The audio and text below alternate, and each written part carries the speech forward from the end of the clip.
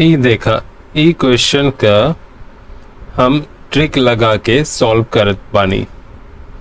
त की होत ना कि जो भी फोर्स नीचे की तरफ लगेगी, ये गिरने वाली फोर्स है, ये इधर आने चाहिए, इसको संभाल के कौन फोर्स, ये फोर्स संभाल रहा है।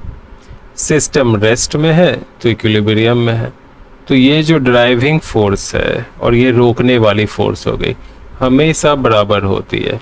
तो m1g sine theta equal to m2g कर दो, g और g cancel, sine theta equal to m2 by m1 हो गई, फटाक से आ गया।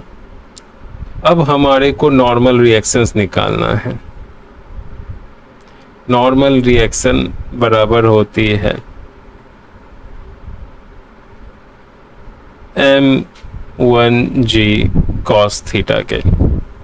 यहाँ लिखेंगे m1g cos थीटा को ट्रिगोनोमेट्रिकल आइडेंटिटी यूज कर लो, क्या लिख सकते हैं, m1 square minus m2 square upon m1 m1 cancel. तो देखो क्वेश्चंस कितना जल्दी क्रैक हो गया, हमने कुछ भी नियम कानून नहीं लगाया।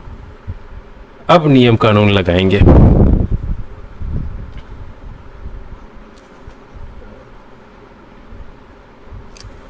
अब प्रॉपर नियम कानून लगाएंगे। तो यहाँ पे ड्राइविंग फोर्स लग रही है parallel to the incline m1g sine theta, इधर लगेगी टेंशन, स्ट्रिंग एक ही है तो यहाँ टेंशन इस डायरेक्शन में लगेगी, यहाँ ऊपर लगेगी, यहाँ नीचे लगेगी, इधर फोर्स नीचे लगेगी m2g, सेम टेंशन ऊपर लगेगी, करेक्ट। यहाँ पे normal reactions perpendicular to the incline, उसके जस्ट ऑपोजिट उसको बैलेंस करने वाली कंपोनेंट फोर्स लगेगी ग्रेविटी की, वो कितनी हो जाएगी m1g cos थीटा। ओके, अब बैलेंस करेंगे, normal force equal to m1g cos theta, tension equal to m1g sine theta, यहाँ पे टेंशन इक्वल टू m2g। तो यहाँ से दोनों को डिवाइड कर दो, g और g कैंसल, t और t कैंसल, तो sine theta equal to m2 by m1 आ गई।